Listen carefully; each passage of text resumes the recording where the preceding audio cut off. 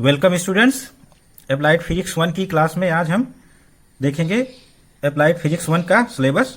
Applied physics 1 diploma जो हमारा course है, डिप्लोमा 3 इयर्स का, उसमें सारी ब्रांचेस में अप्लाइड फिजिक्स 1 चलता है और ये सभी में कॉमन है।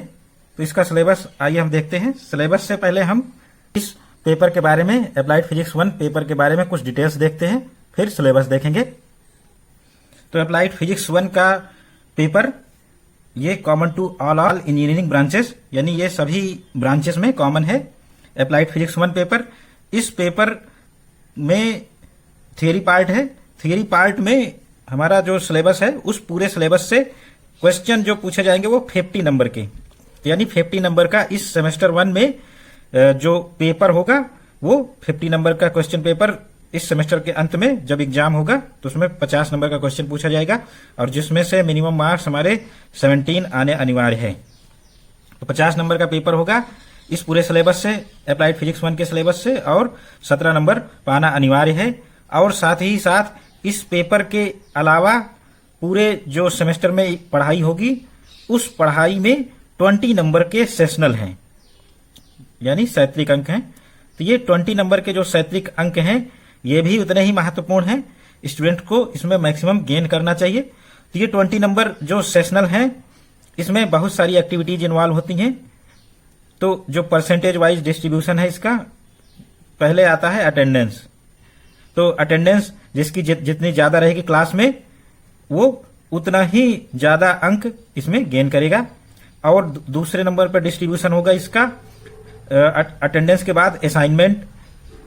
जो भी असाइनमेंट दिए जाते हैं उनको कितने अच्छे ढंग से स्टूडेंट पूरा करते हैं उस पर निर्भर करता है sessional marks.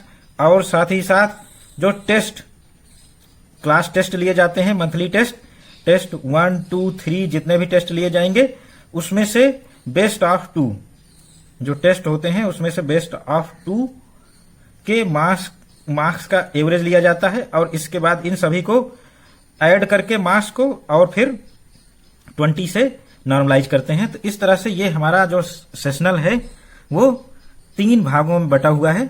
Attendance in class, तो अटेंडेंस मैक्सिमम रहेगी तो हमारा सेशनल भी अच्छा रहेगा। असाइनमेंट जितने भी दिए जाएं सब करेंगे और साथ ही साथ जो टेस्ट होंगे उस टेस्ट में भी अच्छा परफॉर्म करेंगे। तो जो बेस्ट परफॉर्मेंस होंगी 2 टेस्ट में वही हम इंक्लूड करके और फिर ये सेशनल कैलकुलेट किया जाता है। तो सेशनल के लिए, अच्छे सेशनल के लिए जरूरी है कि स्टूडेंट पूरे सेमेस्टर क्लास में अटेंटिव रहें और मेहनत करें, तभी हमारा ये जो सेशनल है ये अच्छा रहेगा। तो इस तरह से जो हमारा अप्लाइड फिजिक्स 1 का पेपर है इसमें 50 नंबर का एग्जाम और 20 नंबर का सेशनल है, तो टोटल 70 नंबर ये हमारे हो गए। इसके अलावा लैब प्रैक्टिक्स है।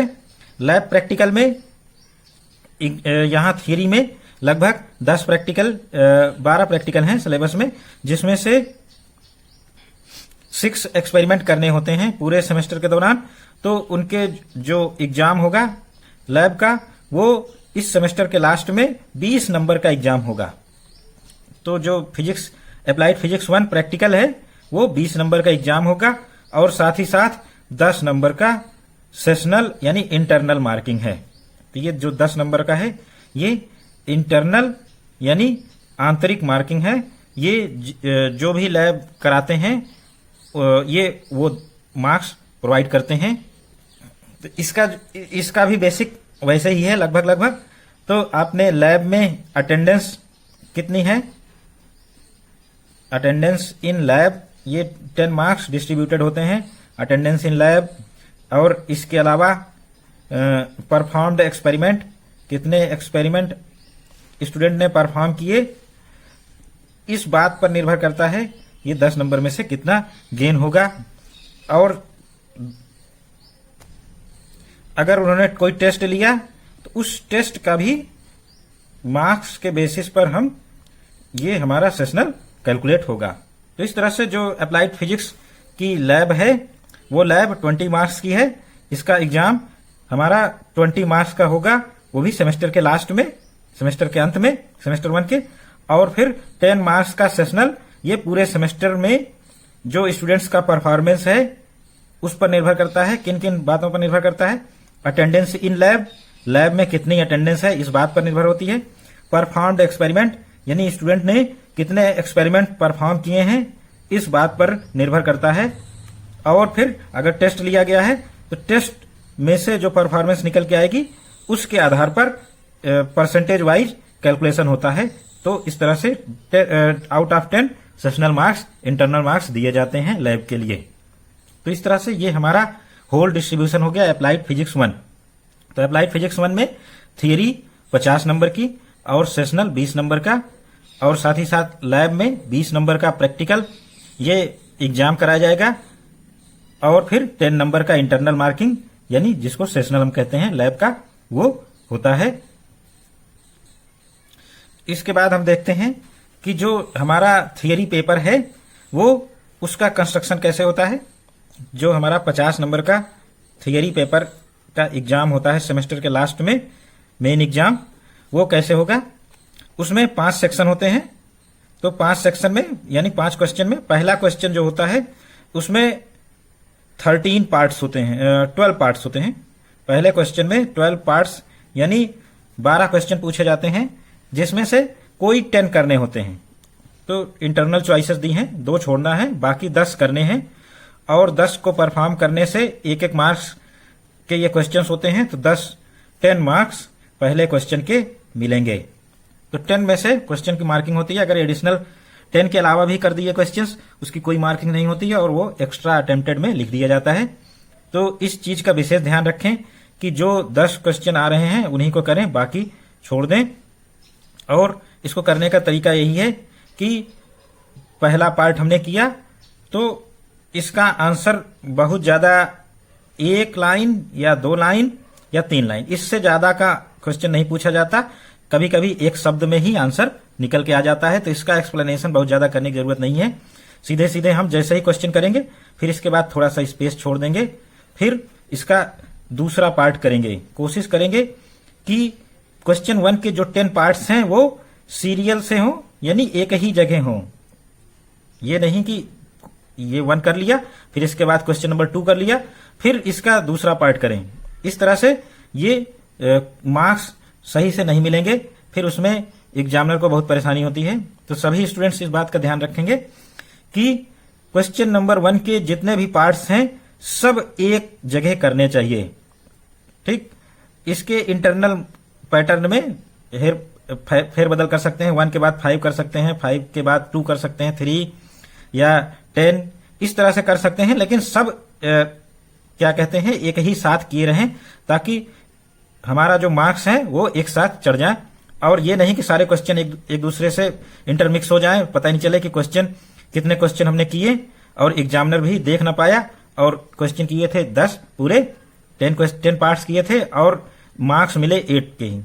तो ऐसा होता है, इसलिए सभी स्टूडेंट ध्यान दें कि इस तरह से सेपरेशन दे के लिखेंगे तो पता चलेगा कि स्टूडेंट ने कितने अटेम्प्ट किए। और लेफ्ट में थोड़ी सी जगह छोड़ दें ताकि यहां मार्क्स दिए जा सकें। अगर क्वेश्चन सही है तो 1 मार्क्स मिल गए, अगर क्वेश्चन गलत है तो यहां 0 मिलेंगे।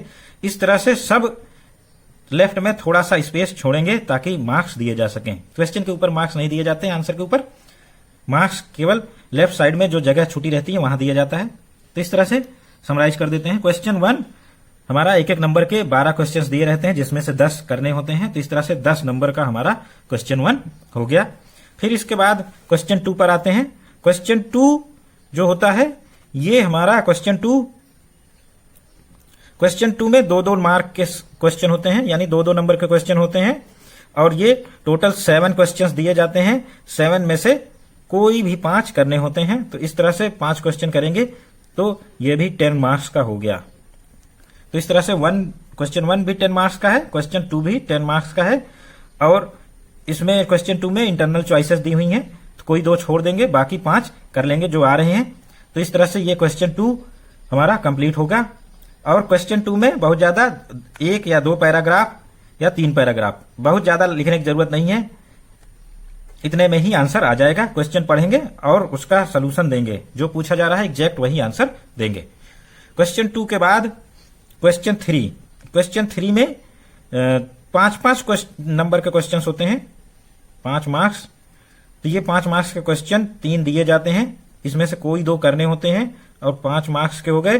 तो इस तरह से 10 मार्क्स का ये क्वेश्चन 3 हो गया। इसी तरह से 4 और 5, 3, 4, 5 कंबाइंड है, सब में 3-3 क्वेश्चन पूछे जाएंगे और कोई 2 करने होते हैं, इंटरनल चॉइसेस रहती हैं। तो इस तरह से सभी 10 मार्क्स के क्वेश्चंस हो गए। तो 5-5 नंबर के क्वेश्चंस 2-2 इनमें से करने होंगे, 3 में से भी 2 करने हैं और क्वेश्चन 4 में से भी 2 करने हैं, क्वेश्चन 5 में से 2 करने हैं। तो इस तरह से टोटल 50 नंबर हमारे यहाँ 50 मार्क्स कंप्लीट होते हैं। तो इस तरह से ये 50 नंबर के जो पेपर है इसका डिस्ट्रीब्यूशन हो गया। क्वेश्चन 1 1-1 नंबर के क्वेश्चन है, क्वेश्चन 2 2-2 नंबर के क्वेश्चन है, क्वेश्चन 3, 4, 5 ये 5-5 नंबर के क्वेश्चंस होते हैं। अब आइए हम इस अप्लाइड फिजिक्स 1 पेपर का सिलेबस देखते हैं।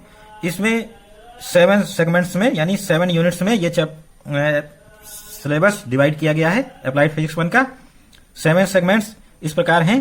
पहला सेगमेंट यूनिट्स एंड डायमेंशंस। पहला सेगमेंट यूनिट्स एंड डायमेंशन यानी मात्रक एवं विमाएं। तो सिलेबस हिंदी में नहीं मिलेगा, सिलेबस हर जगह इंग्लिश में ही लिखा रहेगा। तो इसको समझने के लिए हमें थोड़ी इंग्लिश की प्रैक्टिस करनी ही पड़ेगी। तो इस तरह से यूनिट एंड डायमेंशन ये पहला पार्ट हो गया इसका, और इसमें मेजरमेंट से संबंधित इस पूरे चैप्टर में मेजरमेंट एंड डायमेंशंस यानी डायमेंशनल एनालिसिस का ये चैप्टर है।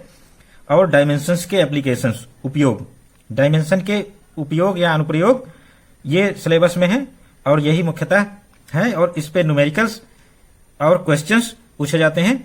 और फिर इसका लिमिटेशंस ऑफ डायमेंशनल एनालिसिस, हमारी जो डायमेंशनल एनालिसिस है इसकी सीमाएं यानी ये कहां कहां काम नहीं करता। तो ये लिमिटेशंस ऑफ डायमेंशनल एनालिसिस हो गया। और फिर इसके आगे ये इतना पार्ट तो डायमेंशन का हो गया। इसके अलावा 2 पार्ट जो हैं वो एरर के हैं। पहला पार्ट 1.6 क्या है, एरर इन मेजरमेंट। तो मेजरमेंट में जो एरर्स होती हैं, एरर्स 2 टाइप की हैं, random error and systematic error. और फिर इनका कैलकुलेशन करने के लिए absolute error, relative error, percentage error and estimation of probable error. और फिर combination of error, addition, subtraction, multiplication, division and power.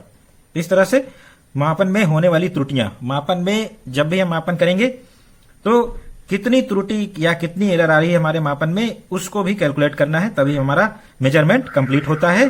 तो इस तरह से जब तक हम एरर को कैलकुलेट करके नहीं दिखाएंगे तब तक हमारा मेजरमेंट कंप्लीट नहीं होता है। केवल रिजल्ट नहीं आना चाहिए, इसके साथ मेजरमेंट में कितने % या कितनी त्रुटि है तभी हमारा मेजरमेंट कंप्लीट होता है। तो इसीलिए हम सारी एरर कैलकुलेट करते हैं। और फिर इसमें सिग्निफिकेंट फिगर्स हैं और इसके अलावा राउंड ऑफ है। तो इतना हमारा ये यूनिट 1 का सिलेबस है। इसके अलावा एप्लीकेशन पार्ट भी है। यहाँ पर एप्लीकेशन है इसका measuring in length, diameter, circumference, volume, surface area of metallic and non metallic blocks हमारा क्यूबॉइड होगा।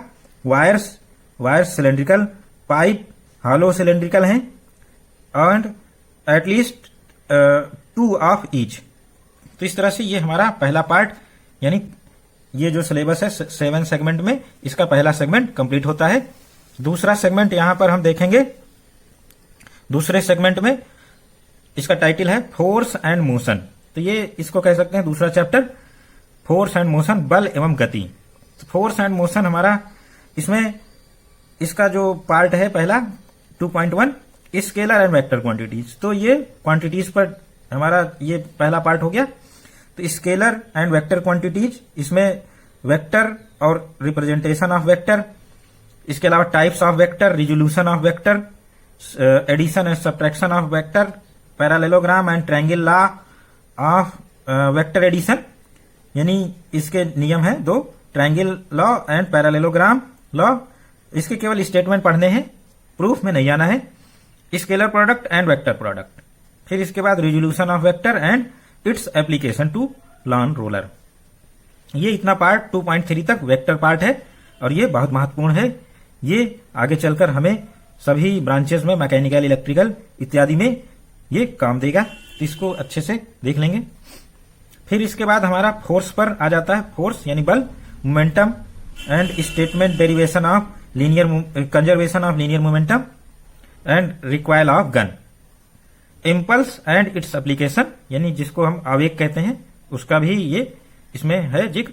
फिर इसके बाद circular motion, uniform and non uniform definition, और सर्कुलर मोशन से संबंधित angular displacement, angular velocity, angular acceleration, frequency, time period, and महत्वपूर्ण जो हमारा है वो सेंट्रीपिटल एक्सेलरेशन यानी अभिकेंद्र त्वरण, और फिर इसके बाद सेंट्रीपिटल फोर्स, अभिकेंद्र बल, और फिर इसके एप्लीकेशंस हैं।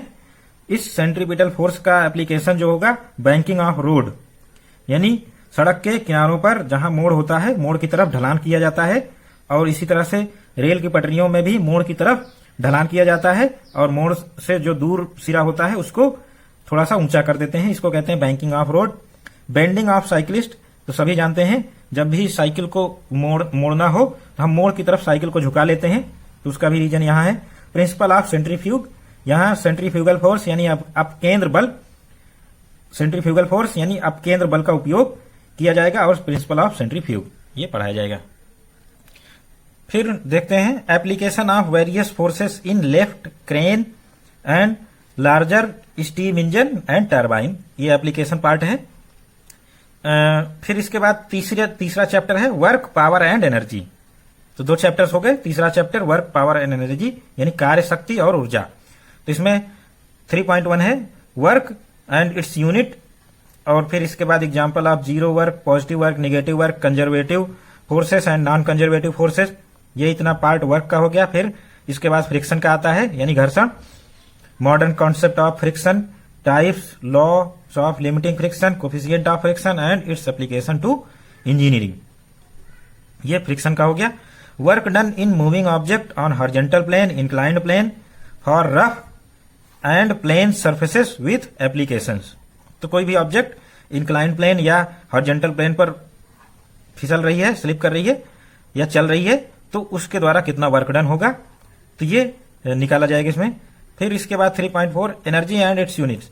अब एनर्जी पर कॉन्सेंट्रेशन हो गया, kinetic energy, potential energy and derivation, and then work, power, work energy theorem, कार्य ऊर्जा प्रमेय। तो वर्क एनर्जी थ्योरम बहुत महत्वपूर्ण है। फिर इसके बाद है principle of conservation of mechanical energy for freely falling body, example of transformation of energy, यानी ऊर्जा के रूपांतरण के उदाहरण।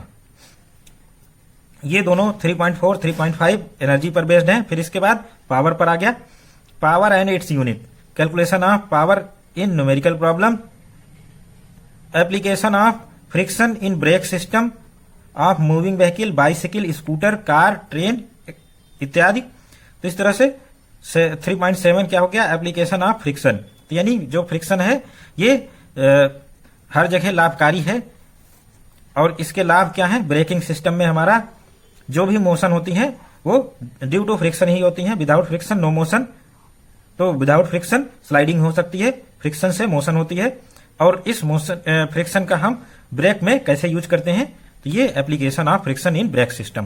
तो जितने भी व्हीकल होते हैं उसमें फ्रिक्शन के ही ब्रेक होते हैं, और उस जब ब्रेक अप्लाई करते हैं तो ड्यू टू फ्रिक्शन हमारी जो काइनेटिक एनर्जी है व्हीकल की वो चेंज हो जाती है, हीट में या अन्य फॉर्म में चेंज हो जाती है, जिससे काइनेटिक एनर्जी अब नहीं रही उस व्हीकल में और व्हीकल रुक जाता है। तो ये सिस्टम है ब्रेक का।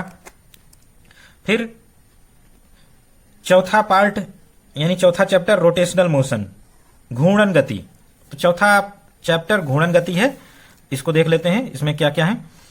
Concept of translatory and rotatory motion with example, definition of torque with example. तो टॉर्क यानी बल आघूर्ण का डेफिनेशन विथ एग्जांपल।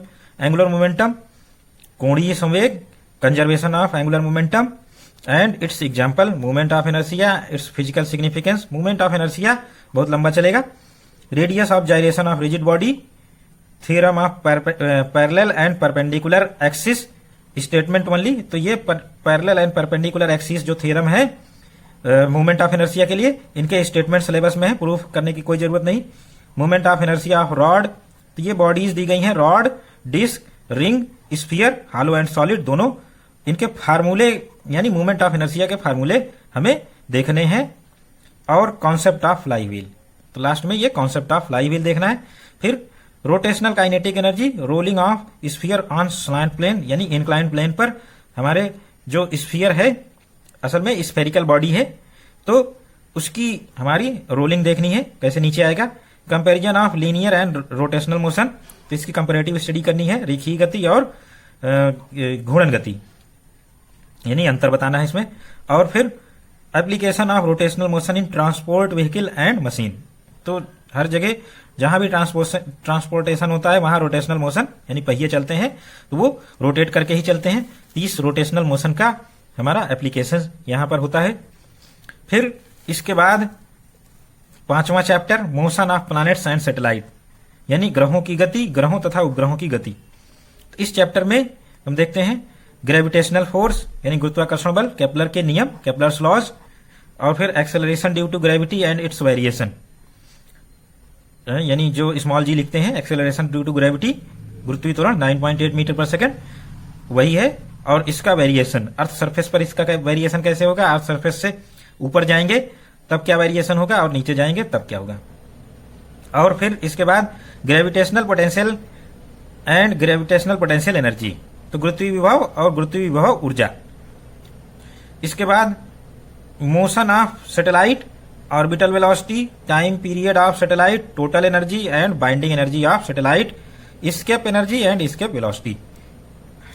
फिर types of satellite, geostationary satellite, यानी जो उपग्रह हैं उसके टाइप्स, ये उपग्रह मानव निर्मित हैं, तो मानव निर्मित उपग्रहों के प्रकार, जियो स्टेशनरी सैटेलाइट, भूस्थिर उपग्रह, semi synchronous satellite, polar satellite, and इनके कॉन्सेप्ट देने हैं केवल, और साथ ही साथ इनके क्या उपयोग है साइंस एंड टेक्नोलॉजी। और लास्ट में है कॉन्सेप्ट ऑफ ब्लैक होल, ये बहुत इंपॉर्टेंट है, ब्लैक होल के बारे में अक्सर एग्जाम में पूछा जाता है। तो concept of black hole, black hole actual में होल नहीं है, ये बहुत ही हाई डेंसिटी का मास है जिसकी ग्रेविटी लगभग अनंत होती है। हमारे अर्थ सरफेस पर 9.8 मीटर पर सेकंड स्क्वायर है और ब्लैक होल पर यही ग्रेविटी अनंत होती है। तो ये हमारा ब्लैक होल है। और फिर लास्ट में हमारा ये अभी चैप्टर 6 है, चैप्टर 6 प्रॉपर्टीज ऑफ मैटर, यानी पदार्थ के गुण। प्रॉपर्टीज ऑफ मैटर में पहला जो टॉपिक है elasticity, stress and strain, different type of moduli of elasticity, Hooke's law and significance of stress strain curve. तो ये जो चैप्टर है इसमें पहला पार्ट इलास्टिसिटी पर बेस्ड है, प्रत्यास्था। फिर इसके बाद इसका दूसरा पार्ट देखते हैं। इलास्टिसिटी के बाद प्रेशर है, definition and its units, atmospheric pressure, gauge pressure, absolute pressure, Fortin's barometer and its applications. तो इतना प्रेशर के बारे में है। फिर फ्लूइड की प्रॉपर्टी जो होती है सरफेस टेंशन, उसके बारे में है। कॉन्सेप्ट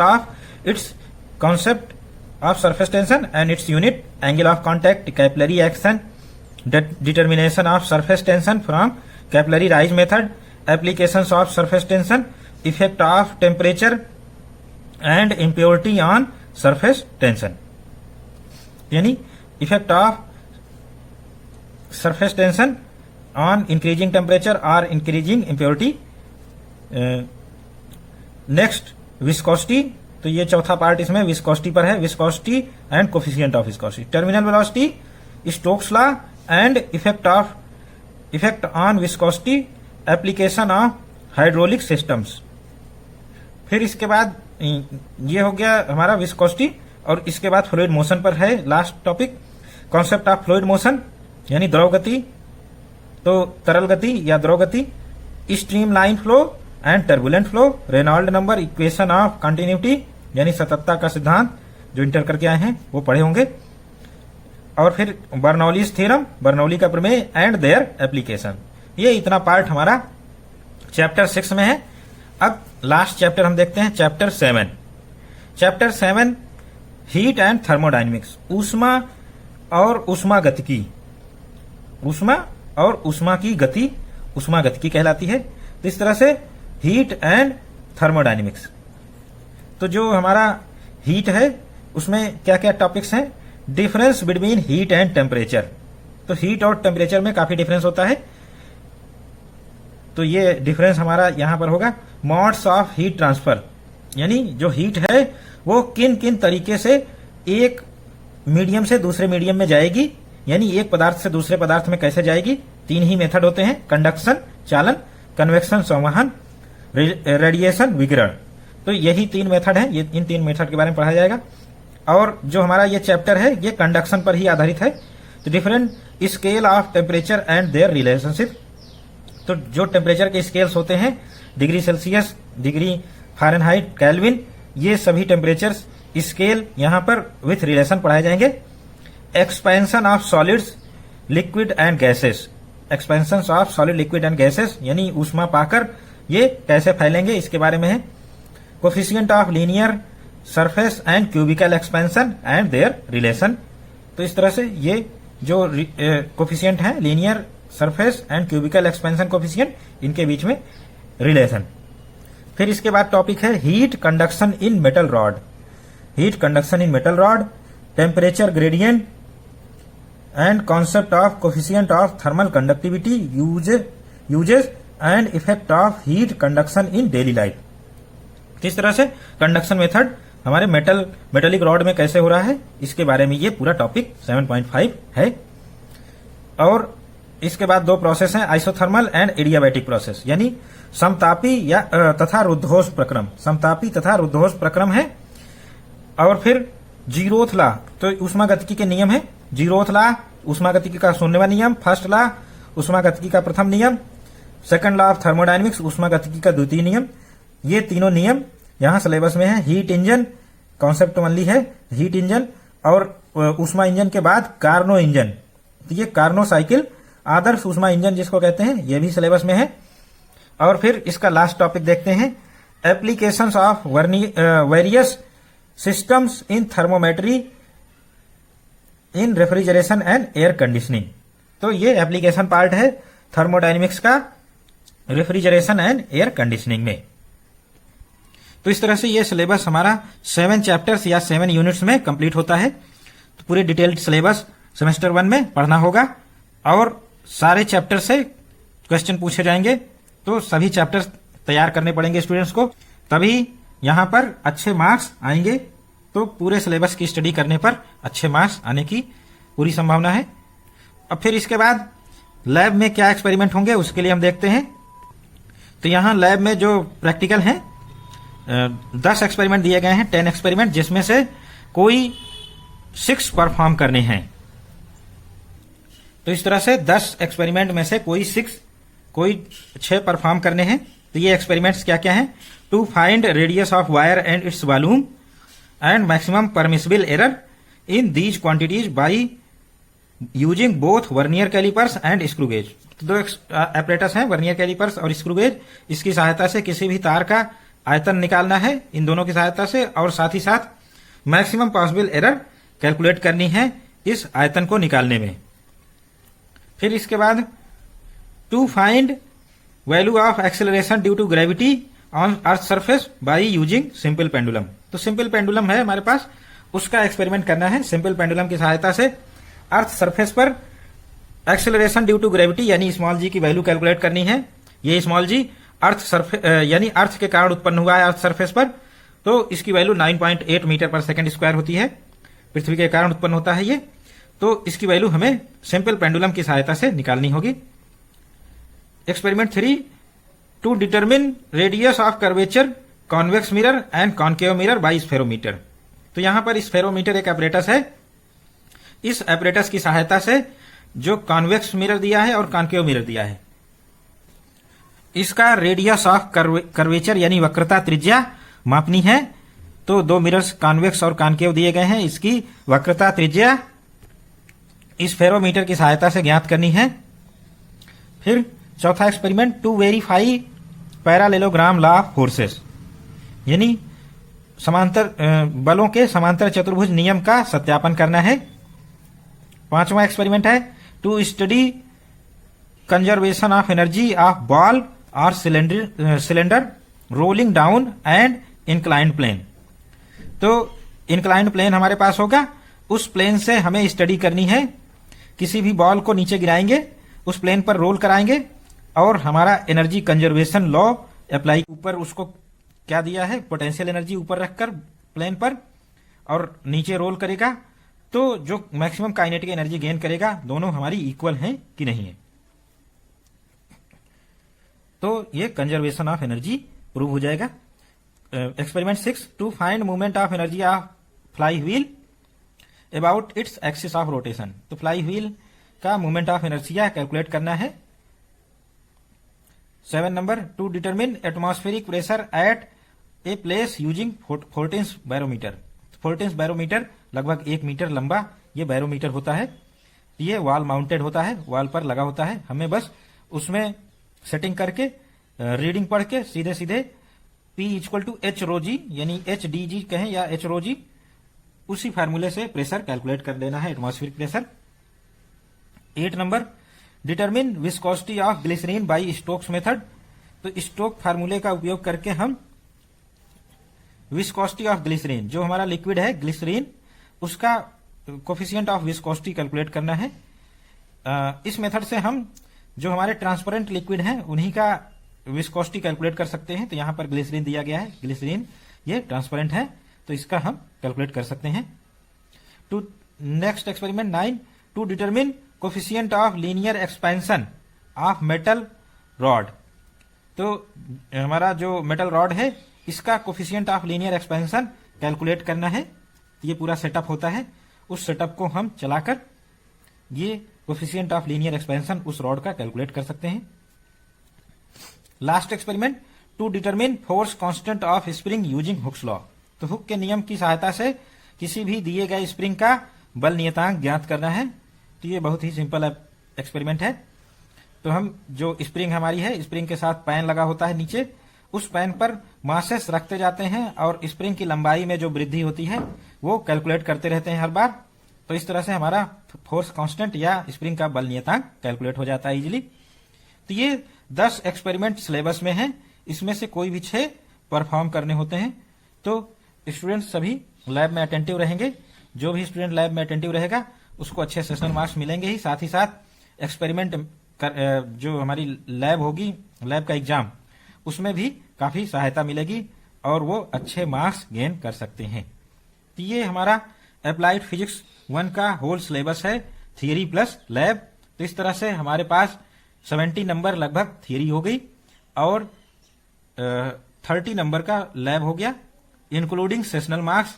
तो इस तरह से 100 मार्क्स हमारे अप्लाइड फिजिक्स 1 के लिए सेमेस्टर 1 में अवेलेबल हैं और इनके लिए स्टूडेंट्स मेहनत करेंगे।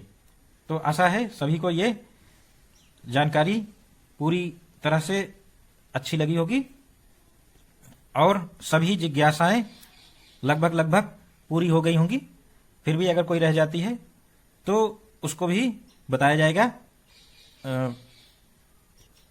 इसमें लगभग हमने सारी चीजें कवर कर ली हैं, अप्लाइड फिजिक्स 1 का सिलेबस और मार्क्स डिस्ट्रीब्यूशन, और साथ ही साथ जो हमारा थियरी पेपर होगा, थियरी पेपर के जो 5 क्वेश्चंस हैं उसका डिस्ट्रीब्यूशन कैसे होता है, साथ ही साथ सेशनल मार्क्स किन बेसिस पर दिए जाते हैं, स्टूडेंट्स को सारी जानकारी रहेगी, तभी स्टूडेंट्स इसमें मैक्सिमम गेन कर सकते हैं। तो इन सभी बेसिस को ध्यान में रखते हुए यानी इन सब जानकारियों के आधार पर वो अपने परफॉर्मेंस को मैक्सिमाइज कर सकते हैं और ज्यादा से ज्यादा अपने रिजल्ट में यानी मार्कशीट में मार्क्स अर्जित कर सकते हैं इस अप्लाइड फिजिक्स 1 जो सेमेस्टर 1 में सभी इंजीनियरिंग ब्रांचेस के लिए कॉमन है।